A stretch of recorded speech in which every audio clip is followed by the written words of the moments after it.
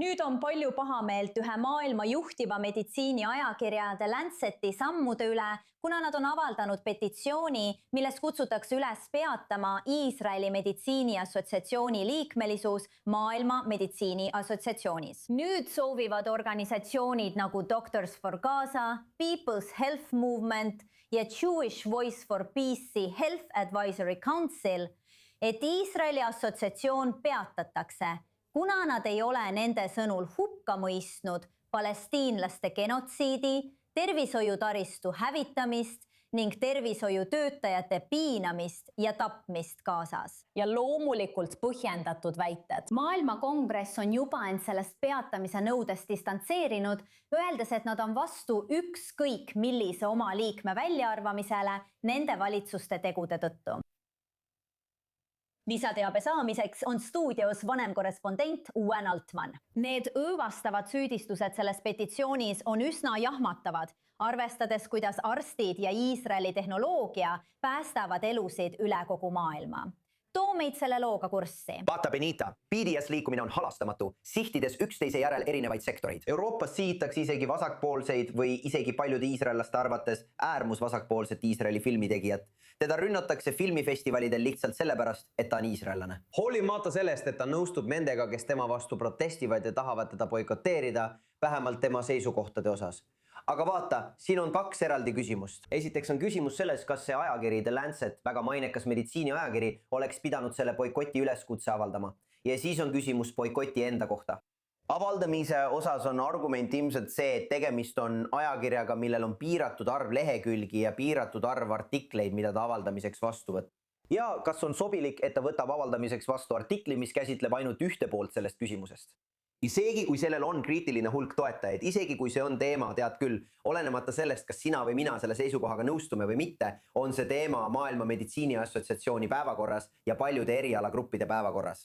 See ongi argument. Mis puudutab boikotti ennast, siis vaata, boikoti vastu kasutatavad argumendid on need tavalised argumendid, mida Iisraeli toetavad rühmad ning Iisrael ja tema toetajad on aastakümnete jooksul lihvinud. Erinevates olukordades, erinevates valdkondades ja need on sageli olnud edukad boikoti katsete tõrjumisel.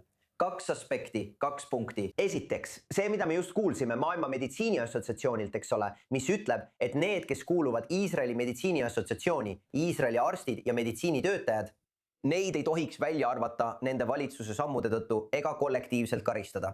Ja et selline käitumine ei ole sobilik. Ja teine argument on see, et isegi kui ei nõustuta valitsuse või isegi ühiskonna seisukohaga, on parem suhelda selle valitsuse ja ühiskonnaga. Ja nendele Benita võiksid sa lisada kolmanda argumendi, topeltstandardite küsimuse. Miks rünnatakse Iisraeli meditsiini assotsiatsiooni, aga mitte Vene meditsiini assotsiatsiooni või Iraani meditsiini assotsiatsiooni või näiteks Põhja-Korea meditsiini assotsiatsiooni? Miks ainult Iisraeli arstid? Nii et neid argumente kasutatakse. Me kuulsime Maailma meditsiini assotsiatsiooni vastust meie vaatenurgast. Maailma meditsiini assotsiatsiooni kiituseks. Nad ütlesid, et nemad seda ei toeta ega soovita. Ja meie organisatsioonina kavatseme sellele vastu olla, kui see meie eelseisval koosolekul hääletusele tuleb. Need on need piirjooned. Need on tuttavad aastakümnete pikkusest võitlusest boikottide vastu. Nad on sageli, kuigi mitte alati, olnud edukad. Ja meil on Iisraeli esindajad, kes lobistavad oma rahvusvaheliste kolleegide juures boikoti vastu. Ja ma olen kindel, et nii sina kui mina loodame, et nad võidavad.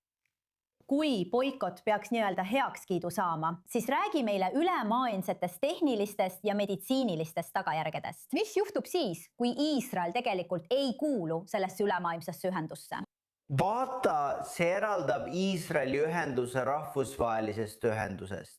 See kahjustaks koostööd, kahjustaks vahetusi ja tõenäoliselt avaldaks mingit mõju Iisraeli muidu kõrgelt hinnatud rahvatervishoiusektorile.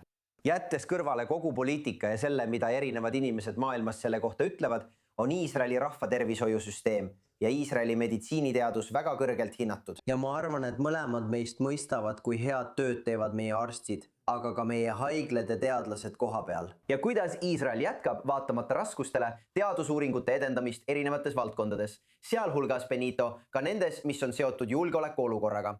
Viimaseks näiteks on laste pantvangide ravi.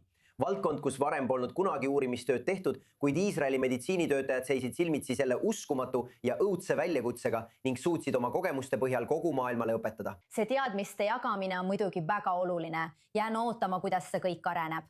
Vanem korrespondent Owen Altman, aitäh nagu alati!